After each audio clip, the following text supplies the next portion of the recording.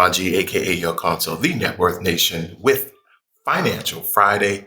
The fight against illiteracy continues as we continue our series, Learning and Understanding the Game of Wealth, Growth, and Creation.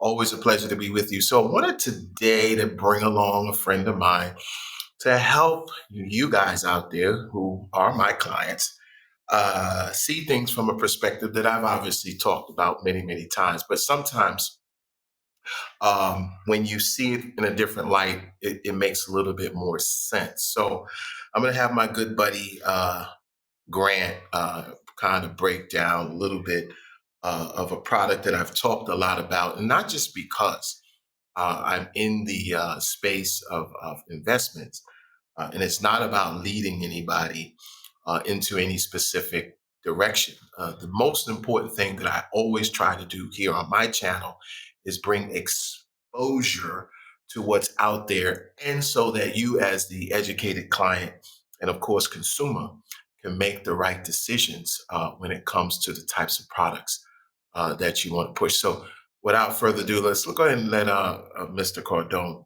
give you guys a breakdown of how I feel. One of the reasons why I'm concerned about the full. Definitely not. I have a lot of money in my 401k. Okay, I'm sorry. I thought sorry for you. Why do you feel sorry for me? It's a way to put money in without paying taxes on it. It's a way for you to be trapped for 30 years. Well, you can pull it out when you're, 50? 63? 63? I thought it was 59 and a half. No, you don't know. Something like 63. That. Yeah. And by the way, pull it out whenever, you just pay taxes how old on are you it. right now? 50. Yeah, man, I hope I look as good as you when I'm your age. 13 years from now, will taxes be higher or lower? Higher. You will wish you would have sold them when you were 50. Because you'd pay lower taxes, dude. You don't pay any taxes when you sell, when you pull out money out of your 401k if you wait until you're 63. When you start using that money, you're going to pay taxes, bro. So this is exactly the first reason why I've always had a concern about the way this product is pushed.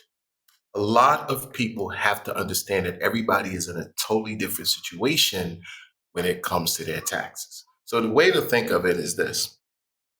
A lot of people have to look at their finances in a sense and says, am I a high income earner that's getting butchered with taxes? And so those kinds of people, would say to themselves, they're killing me with taxes. Let me put as much of my money into some form of an investment that can offset my taxes. So that's cool, if that's the case. But again, like he's saying, you still will pay taxes. All right. Now, I shot a video not long ago, and we'll talk about it again, where I asked my consumer, would you want to pay taxes on the harvest or the seed, right? If you think about that, you want to pay taxes as little as possible, right? As possible, right? Because you're going to still pay, but as little as possible. And so again, unless you're in that high income earning classification and you're looking for ways to subsidize so that you don't get butchered in taxes, that strategy is still not good. And again, make no mistake, you still will have to pay taxes at a time in the future. So this is why I continually push that narrative, not just to push it so that there's a thought process. Now, for everyone else whose income is not, in that light, and so whether they put a few dollars in there, whatever, they're not really looking for tax savings or so on and so forth. Again, they too will eventually pay taxes. So always remember that the taxes is being rolled downstream. Okay, so don't think it's going away. It's not. Bro. When you pull the money out and start using that money, you're going to pay taxes. You're not paying taxes. When you pull money out of your 401k, you weren't charged taxes while it sat there. What's wrong with you? Oh my God, guys, hammer him in the comments right now. Okay, stuff happened to you, bro, with this goddamn degree you got. Hold on a second. Well, I didn't do your research. IRS allows penalty-free withdrawals from retirement accounts after the age of 59 and a half. Penalty-free, not tax-free.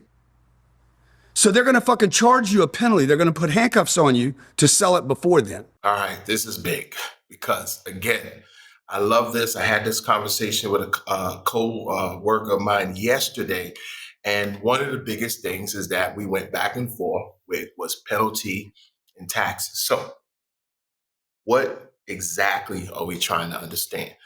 There are layers that are in these products that we have to unpack bag by bag, or else we don't get it, right? And so penalty means that you're pulling the money out before the allotted age. You're pulling the money out for the allotted age. So for those of you who've been in this situation before, and you know who I'm talking about, a lot of us who've left jobs and went into other careers, um, and you had that gap, right? And so what you decided to do was take the money out of the 401k and use it for something to hold you and sustain you until you either found another job or went into business for yourself or what have you. And so what happened is, in my first instance, I was 38 years old, 30 some odd, 30, yeah, 4 or 5 when I separated myself from the Bell world. And then I had to get the 59 and a half. That's the one. That's the penalty tax, the automatic 10%. And then you get taxed because now it's a lump sum withdrawal. So it's got this capital gains-ish type of stigma to it. It's a lump sum withdrawal. And so you get taxed on that, right? And then, and then the third tax is when you file your taxes at the end of the year, and now your income look like it jumped $50,000 or $60,000 or $100,000. So if you were making $70,000 a year, or let's say $50,000 a year, and now all of a sudden you took out 50, then it looks like you would made $100,000 that year because technically you did. And so now you get taxed in a different tax bracket. So again, the 1, 2, 3 is where you get hit in the head. 1, 2, 3. Keep the playbook open, guys. Here we go. But dude, when you're 63 years old, when you start withdrawing, you're going to start paying taxes at that point. And the taxes, like you said earlier, are going to be Yeah, you're right. 401k withdrawals are taxes. Exactly. So check this out. Oh, I see what you're saying. Okay, right. Look what this Biden guy's saying right now. Your boy, the guy you love so much, okay? Okay? Look, he's saying, let's take capital gains to 44% right now. Which is what, 15% now? Usually? Right now, they're 19. 19. He wants to take them to, I think, 44%. Canada just took them to 66. Shit. The last time, so imagine if in the next 13 years, taxes are going up. You said that. Imagine that the taxes aren't 19% capital gains, but they go to 39 or 59 or 66. I see what you're saying. The way Canada said, then they're going to get you, bro. Now, I believe that Wall Street and the IRS got together and said, hey, we want to capture this money for long periods of time, and we'll benefit you by hammering these people, hundreds of millions of them, by the way, trillions of dollars. Okay, trillions of dollars. $38 trillion is sitting in IRAs and 401ks. $38 trillion. So you were right. When you pull money out, it gets taxed as income. But the whole time you put it in tax-free and it grows. Yeah, exactly. So it could grow bigger because you put more in. It grew, but the problem is... You pull tax on the back end. The problem is that dollar was also being devalued for 30 years. This is true. Okay, so how much... You guys caught that? Did you get the plays, guys? Come on, man. Did you catch that? Did you catch it? Did you catch it, man? The dollar is being devalued. This is why the fight against financial literacy on the Net Worth Nation broadcast is real.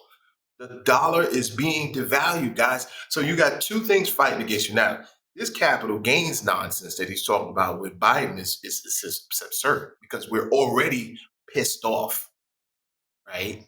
When we take that lump sum, right? But the point is that you got to look at dollars, guys. And so if historical context, and I know they tell a lot of us in the financial world, do not base everything on historical context because there is that potential for things to change. But everything that has happened in the past technically can happen in the future to some extent, right? Like, for example, there were wars in the past. So we've seen what wars do to an economy. If a war happens in the future, chances are it's going to do similar things, right? Unless it's a total destructive war. And then if it's a total destructive war, we're talking a new game anyway, right? So to keep it simple, when you think about these 401k products, you have to be realistic that you can't have all of your eggs in one basket. That is something we talk about consistently here. Stay out of the eggs in one basket game. Stay out of that sandbox, guys. That's dangerous. It's dangerous. And so when you talk to guys like me, anybody on my team at the Net Worth Nation, we always try to give you the diversification. Most of my clients understand I'm not going to tell you live on the Social Security. I'm not going to tell you to play with the 401k or 403b exclusively. Although I have a special place in my heart for 403bs and annuities. So yeah, I'm telling on myself, but there's a reason for that. And we'll get to that somewhere down the line. But the most important thing for this moment is not to have your eggs in a basket. And it's to understand the tax game, because that's the game that always seems to win in every single era of human history. So don't get it twisted. The tax game. You got in a retirement account? Let's say you got $2 million. Okay. If inflation does exactly what it did in the last 4 years, you got what, 13 years? If it does in the last 4 years, your account got hammered by 500 grand, 25% lost in value, the US dollar. If that continues, and it will, because we'll continue to print money, you could literally lose 100% of the value of your 401k simply by the cost of goods going up and the purchasing power of your dollar going down. Yes, but if the money is actually growing faster than the rate of inflation, then you're okay. Yeah, but you're not. My investments grow faster than inflation. Well, what did it grow last year? Oh, man, I think I made about 37% last year. Nah, you didn't. Yes, I did. No, you did. I'll bet you another 100 you didn't make 37%. But if you did, great, man. Were you in all tech stocks? All my money is in Amazon, Google, and Tesla. Well, good. But you did. I can tell you exactly then how much you I did. made. Then you did. But you're not in mutual funds, and you're in something else. Or you? No. I'm in actual individual stocks. My 401k is all in S&P 500. Okay. But my personal investment is in those three companies. No. Okay. And, well, good for you. So catch it. Catch it, guys. This is a big one here, right? Most of the people who I'm talking to here that are suffering are in the set it, forget it world. Remember that we're talking about the 401k. See, if you really listen intently, you heard that this gentleman is doing other things. Now, I had a conversation with someone about that also. This is why I talk a lot about products like the 403bs and the 457s, which is a different situation than the 401ks, because they're predicated on the annuity world, which is a little bit different. We also have to be honest about the fees. Right? And like Grant is saying, the cost of inflation, right? In order for you to play that game, you have to be really literate in financial stocks. You have to understand the economy. You have to kind of understand that. And even if you have somebody doing that on your behalf, you still have to have enough knowledge to hold that person accountable. This is why I do videos like this. I don't do videos like this just because. I do them because I recognize that an educated client understands things that I'm trying to do for them, right? They understand that, right? Even though they may not know all the ins and outs like I do, they still have an idea of what we're trying to accomplish in their portfolios. This is why I deal with clients that have substance of education. And then if they don't, this is why we do videos like this, so that you guys can level yourselves up appropriately. And so again, my job is to show you what's behind curtain number 1, 2, and number 3. And so that's the purpose of today's video. What's behind curtain number 1 in the 401k is the inflation challenges. It's also the challenges of taxes, whether you pay them now or pay them later. And we see that there's a lot going on with that. And we also have to understand that the types of investments that those mutual funds are in does not necessarily give you as much control as the guy who's conducting this particular interview. So let's keep watching for a few more minutes. Oh, you're a rich dude. You're an exception to the rule. I'm okay. I'm not as rich as you. Yeah, In 2022, I lost 43%. Okay. But I didn't sell. I bought more. Well, good for you. So the next year I made 83%. Bro, you're an elitist. So again, what's the key point here as we wrap up this video?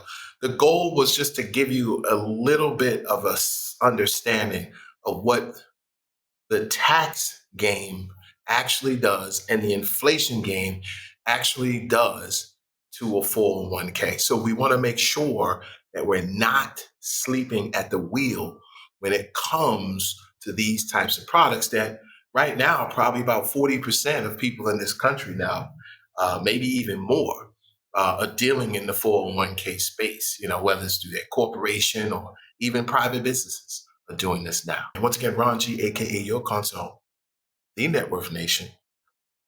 Thanks for joining us. See you on the next one. Peace. Bye for now.